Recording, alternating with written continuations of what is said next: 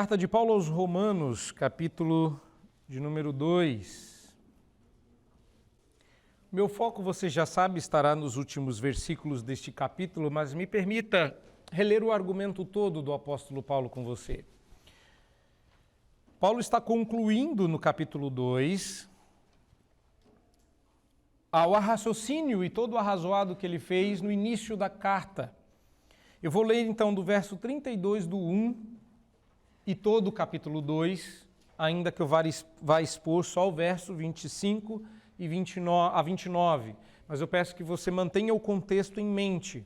A conclusão do apóstolo Paulo é: ora, conhecendo eles a sentença de Deus de que são passíveis de morte, o que tais coisas praticam, não somente as fazem, mas também aprovam os que assim procedem. Portanto, és indesculpável ao homem quando julgas quem quer que sejas, porque no que julgas a outro, a ti mesmo te condenas, pois pratica as coisas que condenas. Bem sabemos que o juízo de Deus é segundo a verdade contra os que praticam tais coisas. Tu, ó homem, que condenas os que praticam tais coisas e fazes as mesmas, pensas que te livrarás do juízo de Deus? Ou desprezas a riqueza da sua bondade, tolerância e longanimidade, ignorando que a bondade de Deus é que te conduz ao arrependimento? Mas segundo a tua dureza e coração impenitente, acumulas contra ti mesmo ira para o dia da ira e da revelação do justo juízo de Deus, que retribuirá a cada um segundo o seu procedimento.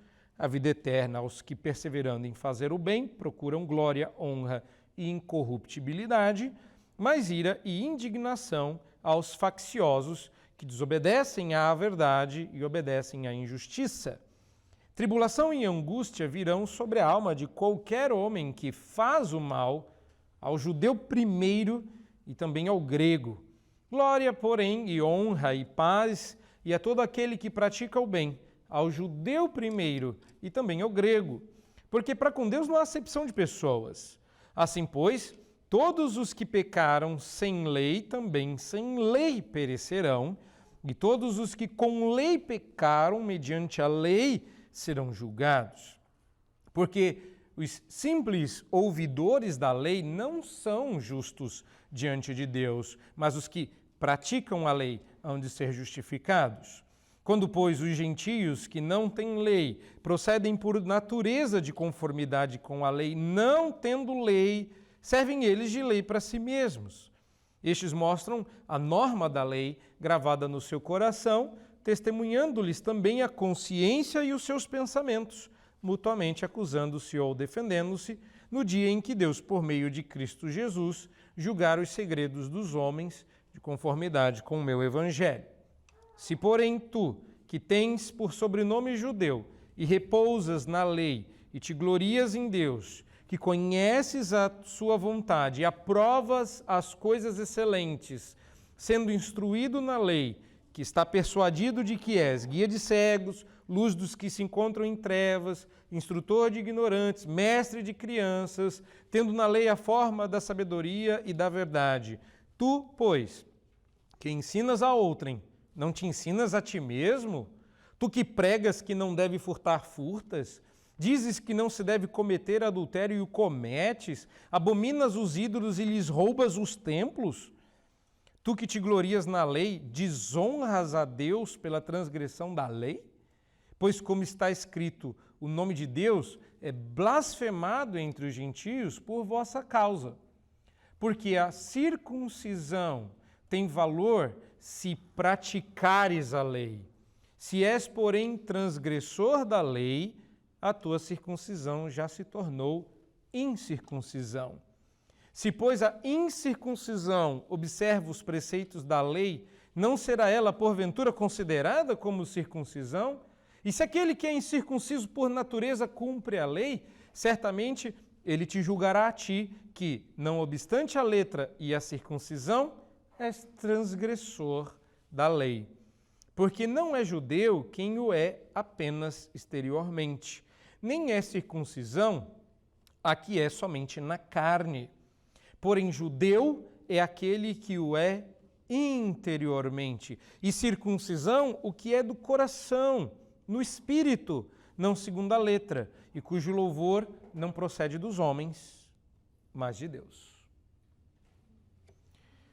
Deus abençoe a leitura da sua palavra. Nós acabamos de orar anteriormente à leitura e cremos que o Senhor há de nos abrir os olhos para essa verdade. Por favor, mantenha a sua Bíblia aberta aí em Romanos 2, e o texto que eu gostaria que você tivesse diante dos seus olhos é do verso 25 a 29 até o final desse capítulo. Você vai perceber aí que agora a gente vai entrar na próxima mensagem, no capítulo 3 de Romanos. Deixe-me começar este sermão contando uma pequena história. Tinha uma pessoa na estrada pedindo carona e alguém resolveu parar para dar essa carona. E ele perguntou: para onde você vai, andarilho? E ele disse: eu moro numa cidadezinha aqui perto, escondidinha, se você puder me dar uma carona. Ele falou: mostra o caminho e eu te dou a carona. Eles entraram e ele guiou o caminho e começaram a aparecer algumas placas bastante interessantes. A primeira dizia assim: reduza a 50 quilômetros. Aí deu 50 quilômetros, ele deu uma reduzida. Daqui a um pouco tinha outra placa dizendo: reduza a 40 quilômetros. Ele falou: ué, mas nem deu 50 quilômetros? Aí ele reduziu. Aí quando ele estava reduzindo mais um pouco, estava lá: reduza a 30 quilômetros. Ele falou: eita, cidade longe. Daqui a um pouco tinha uma outra placa dizendo: reduza a 10 quilômetros. Ele falou: finalmente eu vou reduzir a velocidade. Aí quando ele chegou, deu: bem-vindo a Reduza. Era o nome da cidade. Não é para ter graça, é para você entender o truque. Porque às vezes a gente troca o símbolo pelo simbolizado. Já falei aqui, até pensei em trazer de novo o embrulho do presente, para a gente se encantar mais com o embrulho do que com o presente, mas acho que a ideia aqui é diferente. A ideia é que a placa não estava dizendo que você a 50 quilômetros tinha que reduzir a velocidade, mas é para dizer que a 50 quilômetros você entraria numa cidade chamada Reduza. E isso acontece com a gente quando a gente não observa a lei e acha que a lei é o simbolizado e não o símbolo.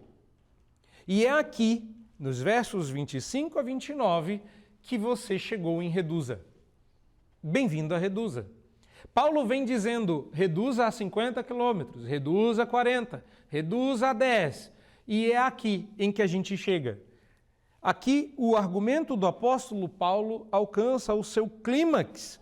Paulo vai apresentar um conceito que na nossa cabeça parece, ou pelo menos se você não é muito versado nas Escrituras, parece novo, soou novo àqueles leitores do apóstolo Paulo. Entretanto, esse era um conceito antigo, mas que para os judeus de sua época vai soar inédito, porque eles tinham ouvidos cerimonialistas, coisa que nós também temos, apesar de achar que não. E apesar de estar falando bastante disso, Paulo, no verso 29, especificamente, vai dar outro enorme spoiler. Por quê? Porque no verso 29, Paulo tratará do tema que será assunto de todo o capítulo 9 de Romanos. Se você ler aí, você já matou a charada. Judeu é aquele que é interiormente. No capítulo 9, ele vai explicar que nem todo mundo que é filho de Abraão é de fato filho de Abraão. E até lá, nossa cabeça vai dar muito bug. Então, antes de chegar lá, Paulo já está meio que adiantando o que vem. Como quem diz: olha que eu vou te dar uma pancada e você não vai ser rápido o suficiente para se proteger. Bom, o que o sinal simboliza e para onde ele aponta? E essa coisa de saber para onde aponta é sempre um problema. Só para não dizer que não falei, vamos nos lembrar também da história do índio, que estava encarregado de ensinar o missionário o nome das coisas, e o missionário devolve para o líder da missão 25 objetos que tinham o mesmo nome. E ele, que era o missionário mais antigo e sabia falar a língua dos índios, estranhou e falou: não, mas esses objetos não têm todos os mesmos nomes. E aí ele perguntou como é que o missionário aprendiz estava perguntando para o índio o nome das coisas. Ele falou: normal, eu aponto e pergunto. Como é que chama isso? Como é que chama isso? Como é que chama isso? E o missionário mais velho falou assim, não, nessa tribo não se aponta com os dedos, se aponta com o beiço. Então toda vez que você falou qual é o nome disso, você apontou com o beiço para o próprio dedo. Você anotou 25 vezes o nome dedo na língua do indígena, porque você perguntou qual é o nome disso, ele falou dedo. E o nome disso? Dedo. E o nome disso? Esse missionário é maluco, né? Dedo. E andaram mais um pouquinho, qual é o nome disso? Eu falei, esse missionário é maluco que tem Alzheimer. Dedo. E o nome disso? Dedo. Por quê? Porque a gente confunde aquilo que simboliza com aquilo que é simbolizado, como o batismo. Que já teve gente que me pediu para batizar os seus filhos, porque sem isso os filhos não iam para o céu. Vocês sabem que eu sou carne de pescoço defumada, né? Não basta eu ser ruim, eu sou uma versão piorada do ruim. E eu disse para aquele casal que eu não iria batizar as crianças. Eu fui até a casa deles com todo amor, fui explicar por que eles estavam errados. E se você quer saber o final dessa história, que eu dificilmente conto finais, se vocês sabem disso, é porque no final dessa história eles decidem que não vão ficar na igreja, eles vão embora, porque talvez eu tenha exagerado na grafia da verdade. E eles perguntaram assim, mas nosso filho vai para o inferno se o senhor não batizar. E eu disse, não, ele vai para o inferno porque vocês não vão para o céu. Porque vocês não são crentes, porque vocês não fazem parte da igreja, porque só se passa o sinal da aliança para quem é filho da aliança e vocês não estão na aliança.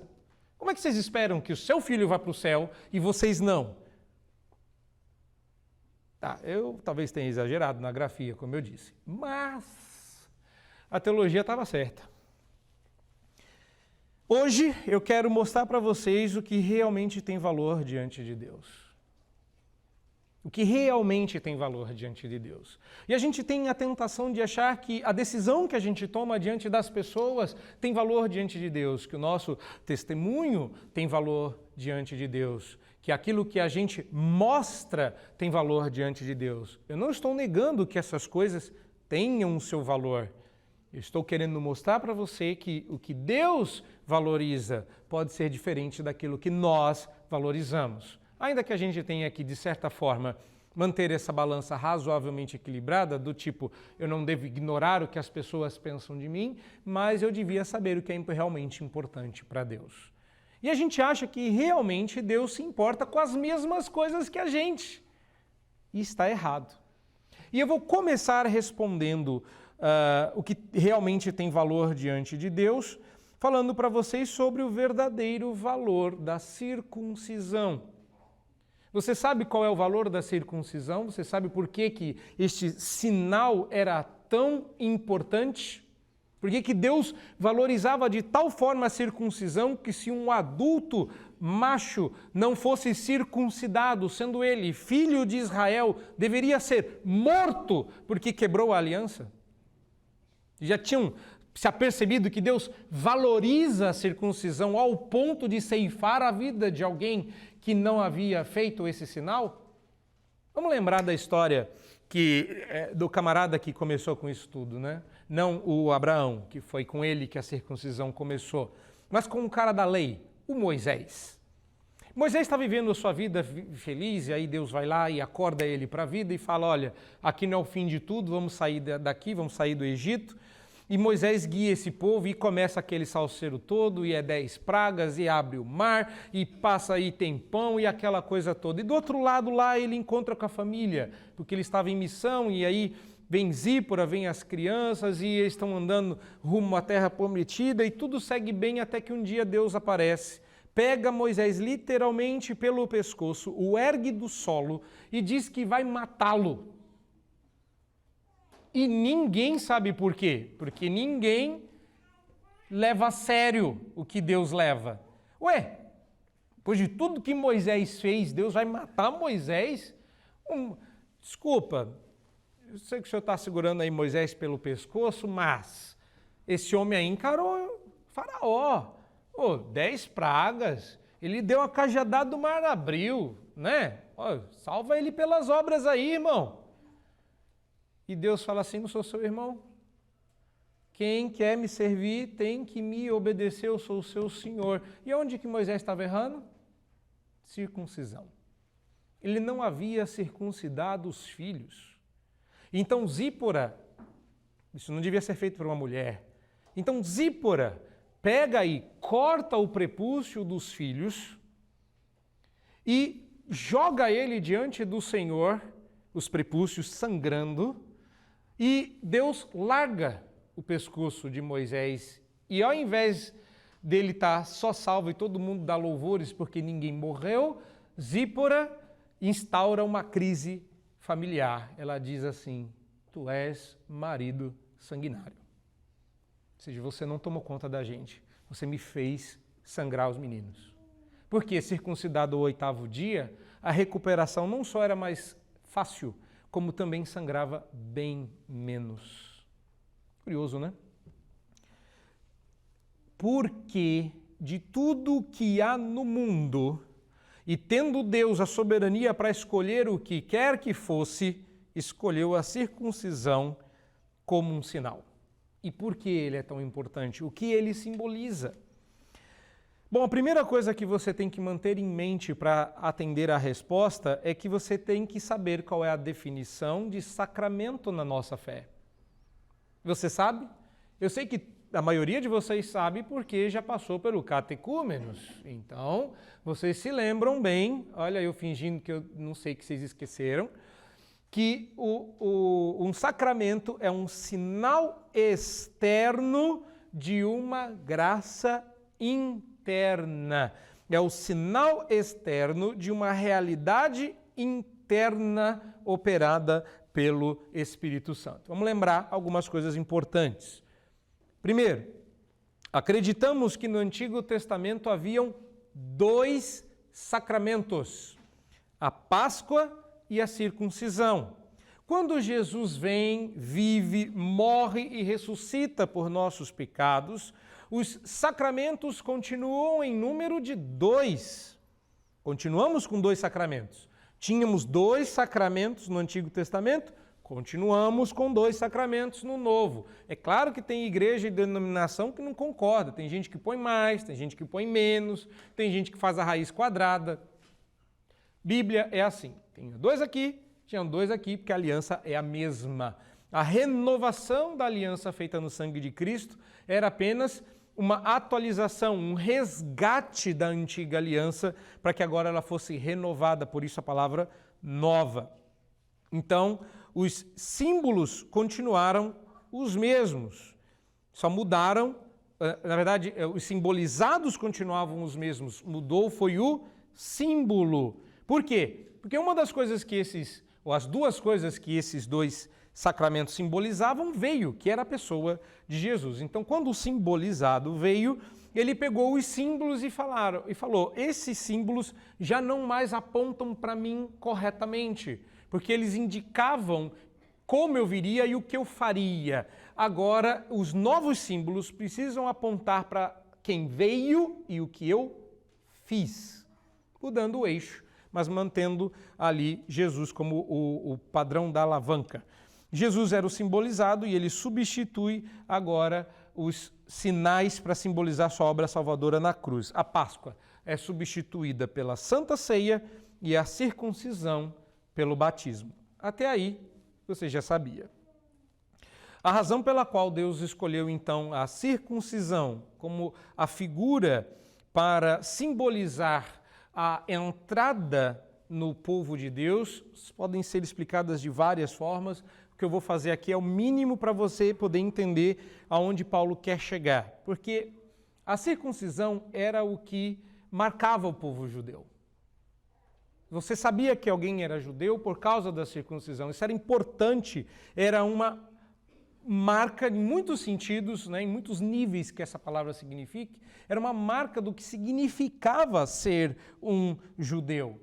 Mas a razão pela qual a circuncisão era importante para Deus é porque ela simbolizava a conversão interior, a mudança sincera do coração, a transformação operada interiormente pelo Espírito Santo. E esta figura da circuncisão tal como eu descrevi, já acontecia no Antigo Testamento. Não é uma novidade do Novo Testamento. Então, embora a circuncisão fosse o sinal da antiga aliança, ela indicava que você fazia parte do povo escolhido. Sem a circuncisão, você estava fora do povo de Deus. Então, quando nascia-se alguém que naturalmente nascia com a carne do prepúcio, eu espero que isso seja suficientemente gráfico para que eu não tenha que explicar mais sobre isso. Ok? Todo mundo entende? Ótimo, ficamos assim. Quem tiver dúvidas, depois me procura, que aí fica porque aí você vai entender. Então, a carne do prepúcio nascia naturalmente com os meninos, tá? Isso não precisa explicar que só os meninos têm onde ficar o prepúcio, né? E olha que interessante, mesmo você sendo um judeu e mesmo há centenas de anos os judeus circuncidando seus meninos, os meninos nasciam com a carne de prepúcio como qualquer outro ser humano no planeta Terra. Porque a inclusão no povo de Deus não era algo natural. Você nascia naturalmente fora da aliança. Então você tinha que ser artificialmente colocado dentro da aliança pelo corte do prepúcio, que tinha vários significados, como por exemplo a santificação da semente, que passaria por aí. Se você não entendeu a analogia da semente, é só você pegar a semente e colocar em latim. Se você não manja de latim, vai ter que dar aquela procurada depois no Google.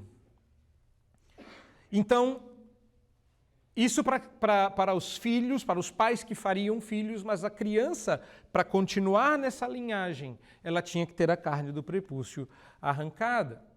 Mas e se você fosse um adulto? E se de repente você fosse uma pessoa crescida, um homem crescido, né? Então agora é para vocês, menininhos, que de repente se converteram. Me converti na idade adulta. Nossa, super quero esse Deus judeu aí. Vamos para o céu? Vamos, tô querendo. Né? Quer servir ao Senhor? Tô querendo. Quer cantar no salmo? Tô querendo. Quer viver para sempre na glória? Tô querendo. Então, põe aí que nós vamos cortar metade fora, para não tô querendo mais.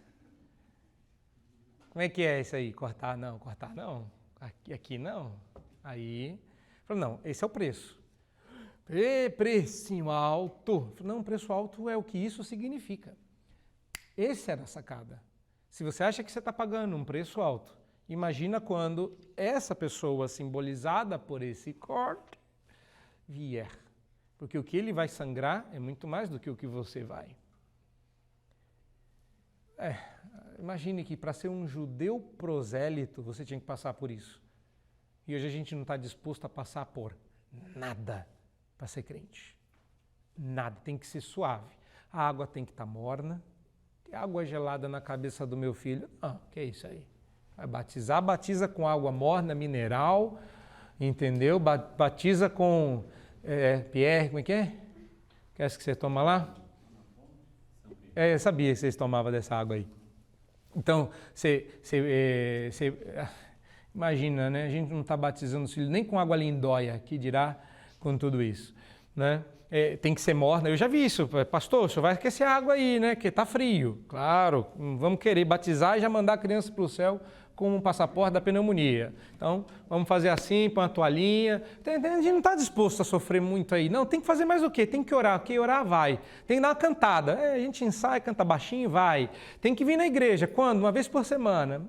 Que dia? Domingo. Tá, até dá que eu não trabalho, então tá bom.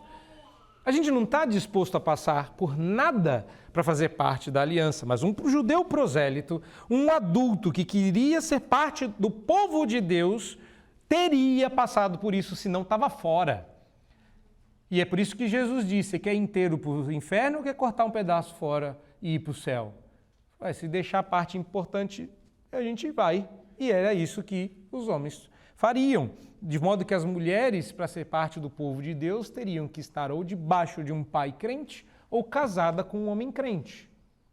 Até Jesus.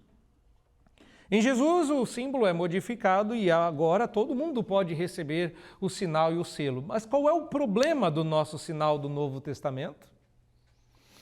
Porque a carne do prepúcio, uma vez cortada, não tendo você tomado uma vacina que transforme você em um lagarto, não cresce de volta. Uma vez cortado, cortado para sempre. Então, uma vez que você entrava na aliança, uma vez que havia sido, vou colocar de maneira mais gentil, depositado sobre você o sinal da aliança, quando você ouve isso pela primeira vez, você fala, puxa, estou topando. Quando a vez a pessoa explica, você fala, ok, deixa eu orar um pouquinho mais sobre isso. Uma vez que é depositado sobre você o sinal da aliança, o sinal permanece. Agora, a gente está no Novo Testamento. Todos vocês receberam o sinal da aliança, mas a cabeça secou. A água secou, não dá para saber se você recebeu ou não. E brincando aqui com alguns irmãos, quando você recebeu o sinal da aliança, você ainda tinha cabelo, tem que batizar de novo, porque agora foi embora com os cabelos o sinal.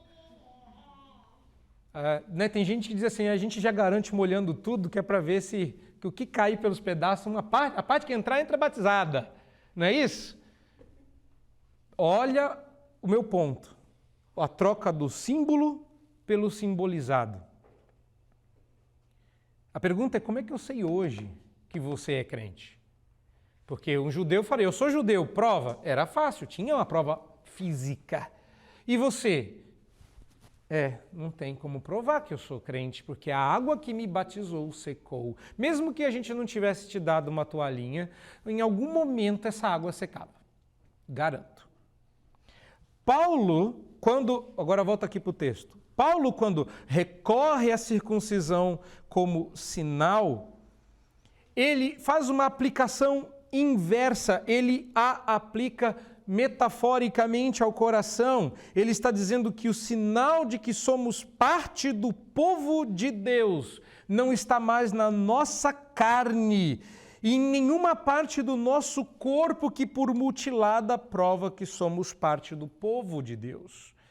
Nem mesmo, observe o texto, Paulo considera o batismo ou qualquer outro sinal para marcar e qualificar que entramos na família da fé, senão a mudança de coração. E o meu primeiro ponto vai até o final do verso 27. Então pega aí o verso 25 até o final do verso 27. Porque a circuncisão tem valor se praticares a lei. E a minha pergunta aqui é qual é o valor da circuncisão?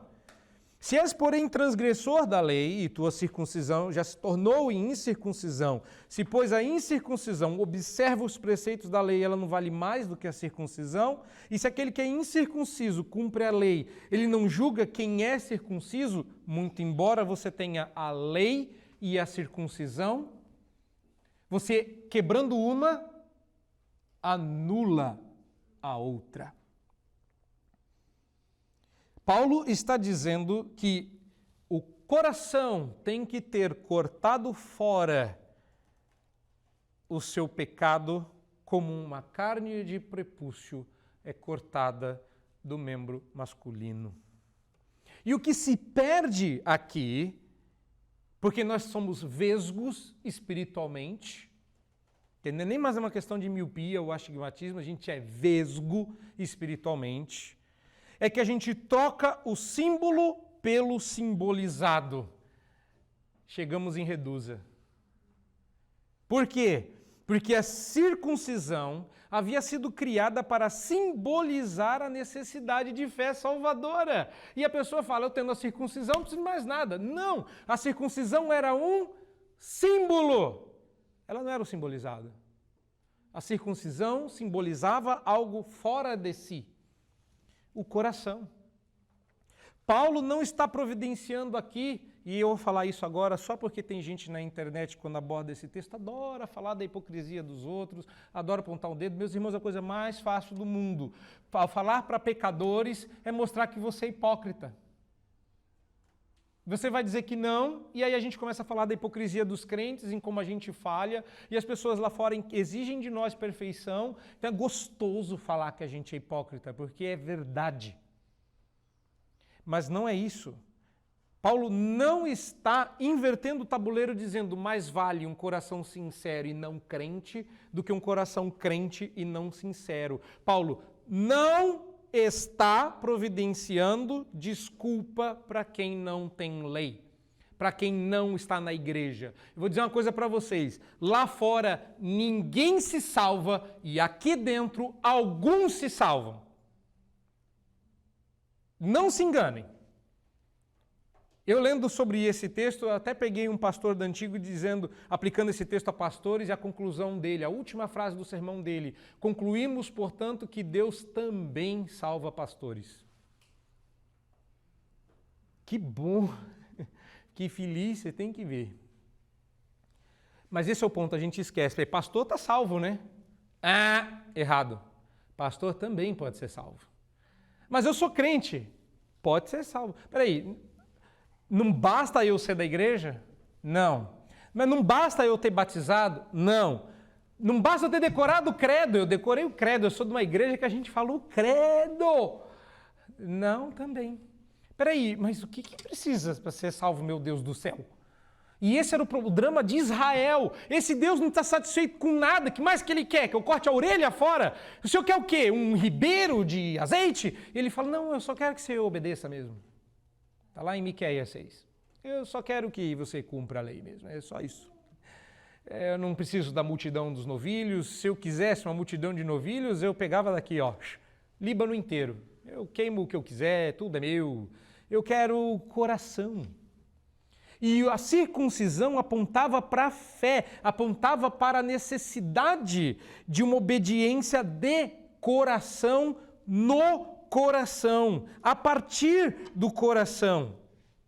Para os judeus do seu tempo, Paulo está dizendo, e eu digo aos cristãos professos do nosso tempo, de fato, há pessoas lá fora que se comportam melhor do que nós, não tendo Deus. É verdade. Eles não vão para o céu. Eles não vão para o céu. Mas eles se comportam melhor do que nós. É verdade. Eles são mais fiéis do que nós. É verdade.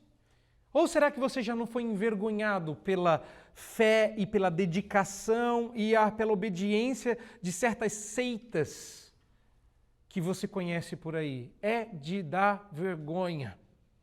Eles guardam os seus dias sagrados com mais afinco do que nós fazemos com o que dizemos ser o nosso. Eles levam mais a sério as regras de sua igreja, de sua denominação ou da fé que eles têm do que nós. E nem por isso eles vão para o céu. Não se engane, porque acho que a conclusão errada dos pastores moderninhos de hoje é dizer que eles vão julgar a gente e eles vão acabar indo para o céu. Porque existem duas formas de você ir para o céu, sendo um ímpio honesto e um crente dedicado. Só existe uma forma de você ir para o céu, nem nenhuma dessas. A única forma de irmos para o céu é Cristo Jesus. Ele é a porta. Mas antes disso, apesar disto ser vergonha para nós, o ponto do apóstolo Paulo é: isto nos torna duplamente culpável. Ele não está dizendo isso desculpa quem faz certo. Não, ele está dizendo quando o errado faz certo, você que devia estar fazendo certo está duas vezes errado. É só isso que Paulo quer dizer. E ele faz isso usando o quê?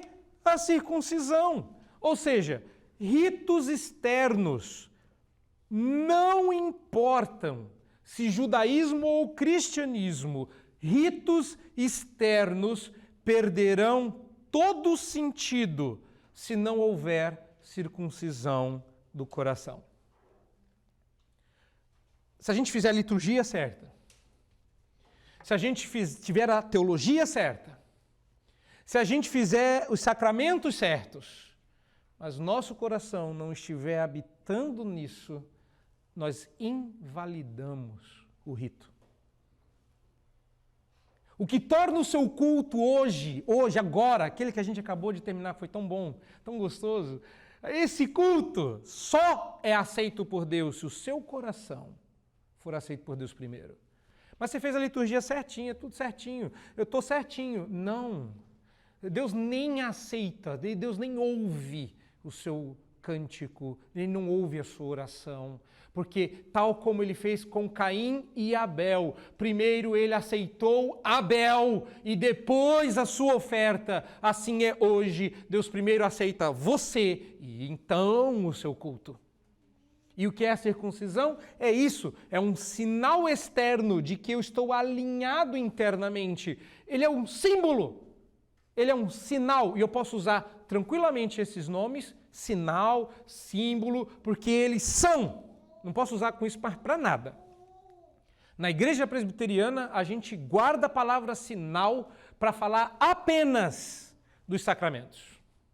Apenas dos sacramentos. Ah, mas isso aqui não é um símbolo. Não, não é. A igreja presbiteriana só tem, ou a igreja cristã, se você preferir, a igreja que obedece à Bíblia só tem 2 símbolos: batismo e Santa Ceia. Mas a cruz não é um símbolo? Não. Ah, mas o canto não é um símbolo? Não, só temos 2 símbolos, porque o símbolo ou o sinal, ele aponta para uma graça interna, operada no nosso coração. Batismo e Santa Ceia. E aqui eu estou falando do batismo, ou do que ele significa. Então, respondendo à sua pergunta, o valor, ou o verdadeiro valor da circuncisão, reside no mesmo lugar do batismo. O valor dos ritos externos está no que simbolizam e não em si mesmos. Assim como uma placa só faz sentido para o que ela indica. Bem-vindo à Redusa. Ela não faz sentido em si mesma, porque a piada do Bem-vindo à Redusa é justamente ela fez sentido em si mesma e ela é o sinal de si mesma. Não. O verdadeiro valor de um sinal está naquilo que ela sinaliza. O verdadeiro valor do sacramento está na graça interna operada no Espírito Santo no coração daqueles que creem no que os símbolos simbolizam. O que tem realmente valor para Deus é o simbolizado, não o símbolo. Por isso que a gente não liga, mas eu fui batizado com muita água, fui batizado com pouca água. Meu querido, você foi batizado? O que o batismo simboliza? É isso que tem valor para Deus. Se você foi econômico ou abundante, a gente não faz caso. A gente tem a nossa posição, óbvio. E não tem nada a ver com economia de água. E se você não conhece a nossa posição, faça catecúmenos, venha conhecer. Se você é membro professo, você já tem que conhecer. Mas a gente tem que prosseguir. O verdadeiro valor está naquilo que é simbolizado, ou seja, na graça operada. Por isso que Paulo, num primeiro momento, diz: camarada, se você não obedece à lei, você invalida o sinal, o sacramento, a circuncisão. Você... Se fosse possível, esse é o ponto do apóstolo Paulo, se fosse possível um incircunciso obedecer à lei, ele te julgaria. Paulo não está dizendo que ele vai ser salvo, ele acabou de dizer que esse camarada sem lei perece. E o cara que perece está julgando você. O cara vai para o inferno melhor que você. E vai para o inferno mais obediente que você. Ele vai para o inferno sendo uma pessoa melhor que você. Se envergonhe disso. Eu acho que até dava para colocar aqui no final do versículo 27, um shame on you. Que a vergonha esteja sobre você. Quase uma bênção inversa, né? Na maldição. Perceba então que os símbolos não são inúteis quando cumprem esse papel, mas que seu valor se desfaz completamente quando se torna um fim em si mesmo. E caso você esteja esperando, pensando assim, meu Deus, se esse foi só o primeiro ponto e vem mais 2 pela frente, a gente não termina hoje. Calma, tem uma boa notícia para te dar. Só tem 2 pontos hoje. Porque você não estava também disposto a esse sacrifício todo por causa, né? O que é que tem valor diante de Deus? O simbolizado e não o símbolo. A graça operada pelo sacramento e não o sacramento. O sacramento é um símbolo, ele tem valor desde que ele aponte para o que tem de verdadeiro lá. Agora, eu preciso responder que a segunda parte desse texto, quando nos versos 28 e 29, Paulo vai falar de quem é judeu de verdade, e aqui ele choca a sua audiência e nos choca dizendo que crente de verdade não é o que está na igreja, mas é aquele que tem o coração transformado. Está aí a resposta. O verdadeiro ou a verdadeira transformação é aquela operada no coração. Porque o nosso comportamento reflete o coração. A boca fala do que está cheio o coração, então vamos atualizar, né? Estão dizendo por aí que a gente precisa se atualizar, não é não? Então vamos dar uma atualizada? Olha o tipo de atualização que é boa. Aquela que diz assim, o dedo tecla do que está cheio o coração. O celular posta do que está cheio o coração. Eu me comporto como está cheio o coração. Qualquer coisa com a qual eu opere, eu opero conforme o meu amor. E aí a gente vê quem você ama sobre todas as coisas. A verdadeira transformação, Paulo vai dizer, não é a exterior. Ele diz com todas as letras no verso 29, judeu é o que é interiormente, que tem o coração circuncidado, ou seja, no seu espírito, conforme o Deus Todo-Poderoso. O apóstolo, então, apela para uma característica marcante de sua personalidade, coerência. Não é a coerência entre vida. Paulo era uma pessoa coerente, e eu quero mostrar para vocês que o que ele acabou de ensinar aqui, especialmente nesses últimos versículos, Paulo tem como teologia. E Paulo não está dizendo isso por causa do contexto, Paulo acredita firmemente que essa é a teologia do Novo Testamento. Ler o apóstolo Paulo é sempre um prazer porque ele tem uma constância, sua teologia e sua coerência é encontrado em todos os seus escritos. É uma delícia. E essa é a razão pela qual você fala, peraí, eu já li isso aqui em algum lugar. Não, você está lendo isso pela primeira vez em Romanos, é que ele já falou isso para os coríntios e ele também já falou isso para os gálatas. E se você for rápido, você pode ler comigo. Se não for, você tem que acompanhar a minha leitura. Tá? O apóstolo Paulo só é coerente porque antes disso o Espírito Santo é. Paulo é apenas um dos escritores do Espírito Santo. Essa é a razão pela qual Paulo é sempre coerente. Vamos observar então a coerência do Espírito Santo através do apóstolo Paulo. Em 1 aos Coríntios, capítulo 7, olha só. Aquele texto conhecidíssimo por quando falar de casamento, pois ele vai falar de circuncisão nesse capítulo. E em 1 Coríntios 7, verso 19, olha o que ele diz e compare com o que ele acabou de dizer nos versos 28 e 29. A circuncisão em si não é nada. A incircuncisão também não é. Mas o que vale é guardar as ordenanças de Deus. Ele não está dizendo que vale mais ser ímpio e honesto do que crente corrupto. Vale mais ser ímpio e comportar direitinho do que ser crente sem vergonha. Ele está dizendo, não vale nenhum dos dois. Todos os dois vão para o inferno. O que vale a única coisa que vale é ser crente de verdade. Só isso que vale. Não é entre o ruim e o pior eu desejo. Não. O que eu vejo é os pastores desempatando um jogo que Paulo não desempata. Entre o judeu que quebra a lei e o incircunciso que quer obedecer à lei, o jogo termina 0-0. Os dois são desclassificados. O único que é classificado é quem marca gol. E nesse time só tem um jogador, Jesus Cristo. Esse é o ponto do apóstolo Paulo. Gálatas capítulo 5, ele diz a mesma coisa. Lá em Gálatas 5, verso 6, porque em Cristo nem a circuncisão, nem a incircuncisão tem valor algum, mas a fé que atua pelo amor. Você estava achando que eu estava falando de fé operando pelo amor, porque eu gosto de aconselhamento. Não, eu gosto de Bíblia. Está escrito que a fé opera pelo amor. É bíblico. E o contexto é nem circuncisão, nem a incircuncisão. O que vale mais? Paulo está dizendo nenhum dos dois vale nada sem transformação no coração.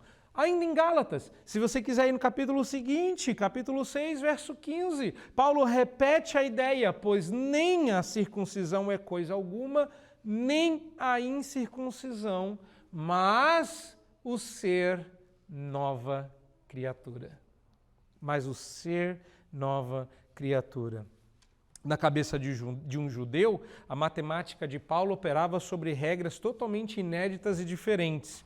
Para se tornar parte do povo de Deus, para se tornar um judeu prosélito, era necessário a circuncisão. Como é que ele invalida aquilo que era tudo, a marca da coisa toda? Para ser salvo, como é que você entra no céu? Circuncidado.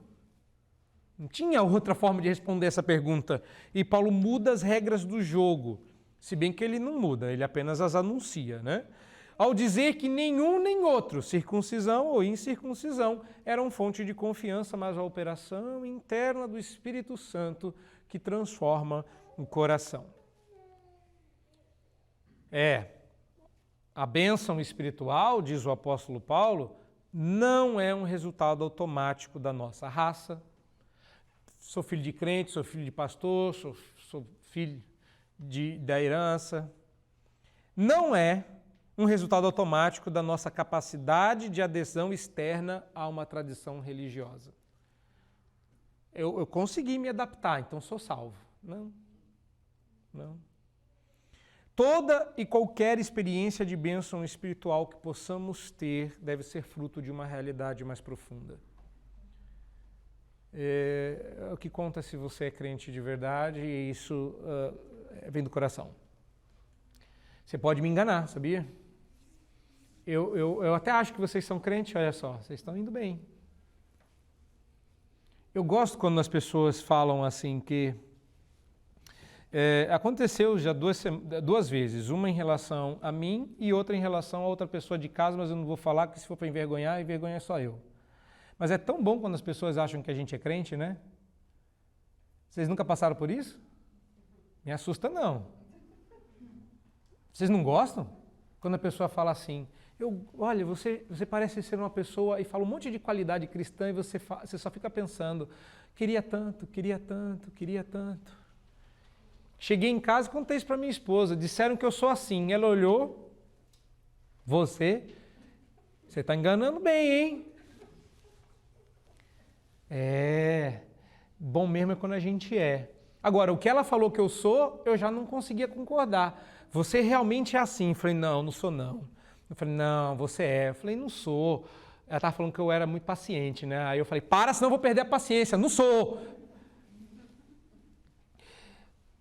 Ser crente de verdade é uma transformação que é o Espírito quem opera. Sabe quando seu gosto muda, sua vontade muda, seu comportamento muda? Não porque você está tentando se enquadrar, mas porque isso é expressão.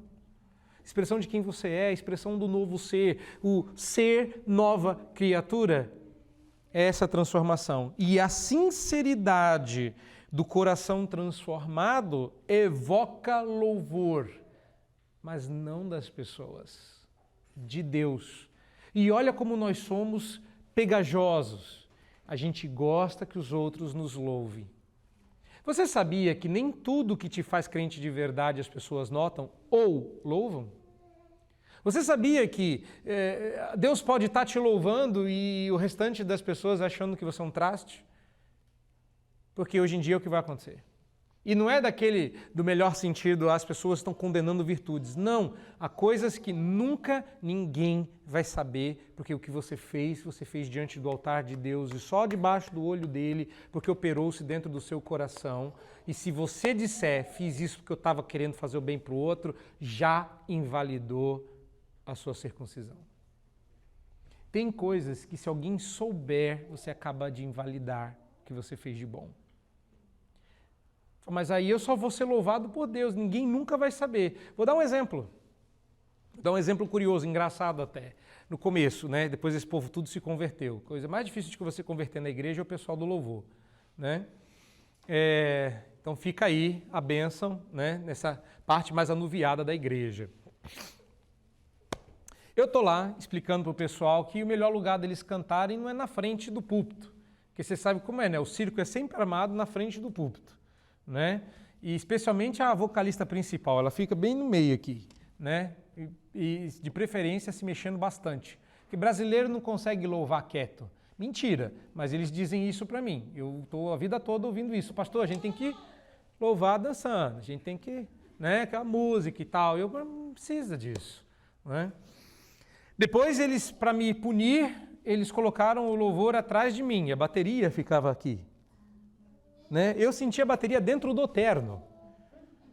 Porque eles queriam provar, ok, a gente não pode ficar na frente, então a gente fica atrás. Dê você. Não é bem isso. E aí um dia eu falei para eles, o ideal, diante do disposto, dessa forma como a igreja foi construída, da arquitetura, o ideal seria vocês tocarem lá de cima da galeria, para que o som inundasse a igreja e a igreja apenas sentisse o som, mas não soubesse de onde esse som vem. Vocês ficariam como que nos bastidores, servindo a igreja como que ninguém vê, só Deus, e o povo usufruindo das suas bênçãos. Você sabe o que eu ouvi? E eu não estou brincando, mas aí, pastor, ninguém vai ver a gente.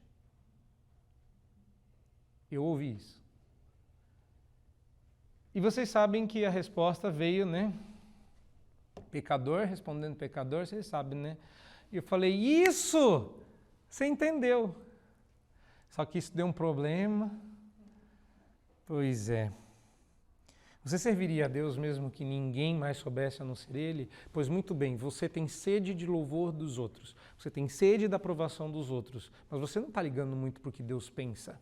E Paulo, já por outro lado, diz que aquilo que Deus realmente valoriza é o que é feito coram Deo, só diante dele. Eu valorizo o coração sincero, eu valorizo o coração transformado, um coração que me serve e está interessado no meu louvor. Você já tinha visto na Bíblia que Deus louva? Você já leu que Deus é louvado, mas você já tinha lido que Deus louva? Você já imaginou em toda a sua vida que Deus te louvasse? Pois Paulo está dizendo que aquela transformação do coração no espírito, não segundo a letra, recebe o louvor não dos homens, mas de Deus. E você sabe por que Deus vai louvar a transformação do seu coração? Não é porque você é o máximo e que você vai receber o louvor dizendo, põe essa glória aqui no meu bolso. Não, ele está dizendo porque a operação que transforma o seu coração é operada por Ele. E quando Ele te louva, Ele louva o próprio Espírito dele que te transformou. Mas você acaba aparecendo na foto. Você acaba sendo a placa. É como se a gente desse graças a Deus pela placa que avisou para que lado a gente tinha que virar.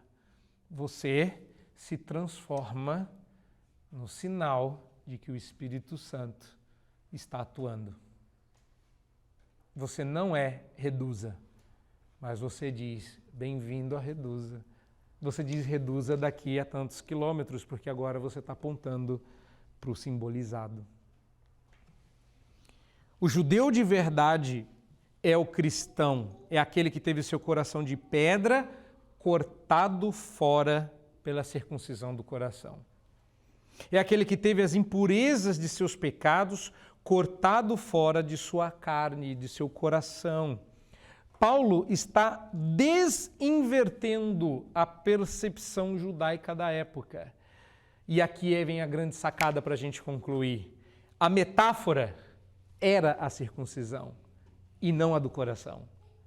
Lá no Antigo Testamento, vocês leram isso, eu não estou falando do Antigo Testamento porque estava na liturgia. Tem que circuncidar o coração, aí todo mundo, é a metáfora, né? Tem que cortar mesmo aqui, né, Deus? Aí, então eu fiz certinho. E Paulo está dizendo, não, a metáfora, o corte, o prepúcio, a dor, o sangue, a dificuldade de andar por dias, a dor lancinante, o sangue derramado, tudo isso era metáfora. A realidade era o coração. E isso é difícil de entrar na nossa cabeça. Como assim? A metáfora não é o batismo? A metáfora é o batismo? A Santa Ceia é a metáfora? Mas não parece, parece físico, parece real. Não, o real é o espiritual, porque tudo o que existe veio à existência das coisas que não se veem. O real é sempre o espiritual. E ele é o real antes da realidade. Paulo então desinverte. A metáfora era o corte físico do prepúcio. A realidade era a mudança do coração. Paulo está dizendo, você entendeu errado, judeu. O judeu de verdade é o transformado. E adivinha o que Deus valoriza? O coração transformado e não um cortezinho bem feito. Ó, cortei retinho, hein, Deus? Não, Deus não valoriza isso, não. Deus valoriza o corte reto feito no peito. Quando o coração corta fora seus pecados. Bom, visto que os olhos humanos se prendem facilmente pela aparência, o apóstolo nega que devemos viver satisfeito com o que é recomendado pela opinião humana, que incentiva a hipocrisia, dizendo que o que importa é o que se pode ver. Eu vou repetir, porque essa é uma conclusão que você precisa fazer aplicações práticas. Eu vou repetir porque isso aqui é importante e sim, é uma tentação nossa. Você prefere o que pode ver, você prefere o que pode medir, você prefere o que apela aos seus sentidos. E os olhos humanos se prendem facilmente à aparência, seja de qualquer ordem. Aparência litúrgica, aparência física, aparência sonora. A gente nem entende de música, mas fala assim, nossa, parece bom. Certa feita eu fiz isso, passei uma vergonha, falei assim, ô Cíntia, aquela música lá em tom menor, ela falou, mas essa música não está em tom menor não. Eu falei, ih, não está em tom menor, mas ela parece, ela soa. Falou, mas não está. Eu falei, não acredito. Claro que eu sou ímpio. Aí ela chegou lá e abriu e falou, tá aqui, ó. Eu olhei a partitura e falei, eita, não é que não é mesmo? Nossos olhos, nossos ouvidos, nossos sentidos, eles estão mais dispostos a apelar àquilo que é exterior. O apóstolo nega que devamos ficar satisfeitos com o que é recomendado pela opinião humana. Vamos fazer assim que é melhor. Melhor para quem? Tem muita gente que acha que quando o pastor se põe à porta para cumprimentar os irmãos é para perguntar se gostou do culto. Foi bom para você? Se você gostou, Deus deve estar feliz, né? Você não é o termômetro da coisa toda. Não é a opinião, o que eu acho, ou o que a estratégia humana melhor recomenda que é necessariamente aceitável a Deus, pois Deus não valoriza estas coisas. Essas coisas incentivam a hipocrisia, dizendo que o que se importa é o que se pode ver. Devemos antes buscar a perspectiva divina. É saber e procurar saber como Deus vê a questão. Porque às vezes a nossa lógica conduz numa direção, mas Deus diz que não, é para outro lado. E eu já passei por isso também, dizendo, olha, Deus está mandando você fazer isso. Era alguma coisa do tipo, se entrega para viver, desiste para ganhar. E a resposta do aconselhado foi, isso é contra-intuitivo, isso fere a minha lógica. Eu falei, eu estou lá ligando para a sua lógica, meu irmão, faz o que Deus está mandando aqui. E adivinha, ele seguiu a lógica dele. E sabe no que isso terminou? Num divórcio. Porque Deus não está ligando para a sua lógica. Deus está ligando para a lei dele. E quando você desobedece a lei, você invalida todo o resto. Devemos buscar a perspectiva divina, perceber que seus santos olhos, ou de seus santos olhos, nada escapa, nem os mais íntimos segredos do coração lhe estão ocultos. Deus está dos altos céus olhando para você, mas Ele não está olhando para o que você faz. Ele diz, eu vejo o coração. Daí, o apóstolo convocar os hipócritas que a si mesmos se iludiam com falsas opiniões, a se colocarem debaixo da luz divina. Pega a sua hipocrisia e ponha contra a luz de Deus para ver se não dá para enxergar do outro lado. É isso que Paulo está fazendo no capítulo 2. Primeiro ele está te convencendo que você é um hipócrita, depois ele está dizendo, agora vinde pois e arrazoemos, diz o Senhor, tragam suas hipocrisias, junta tudo, vê se não fica transparente. E ficou, porque só o que é verdadeiro permanece, só o que é verdadeiro faz sombra. O resto é sombra do verdadeiro. Só existe um verdadeiro, Jesus Cristo. Essa é a razão pela qual você precisa dele. Essa é a razão pela qual você não pode confiar, porque uma hora ou outra você vai pisar fora da faixa. A gente não dá conta. Eu também sou assim. Eu sou igualzinho vocês, na verdade. Eu também fico iludido, eu também acho que tudo é uma questão estética, se a gente fizer dessa forma fica melhor. E eu fui confrontado com isso na minha preparação para o Sermão das Crianças esta semana. Eu falei assim, não vou falar para quem, né? Porque eu já expus o pecado, né?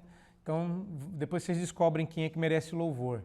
Mas a crente de casa, e só tem mulher lá, eu falei assim, a gente podia fazer assim, assim, assado para, né, que as crianças se assustarem e receberem aquela onda. Ela falou assim, mas por que as crianças precisam disso tudo? Não basta elas entenderem a mensagem? Eu falei, então vai eu no violão mesmo. Salvador do céu está olhando para você.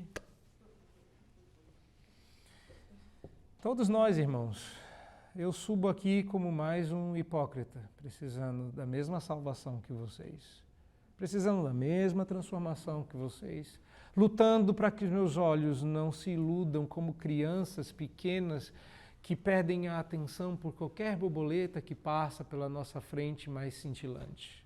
A minha luta é a de vocês. Meu Salvador é o de vocês. E eu espero desfrutar do céu com vocês. Amém.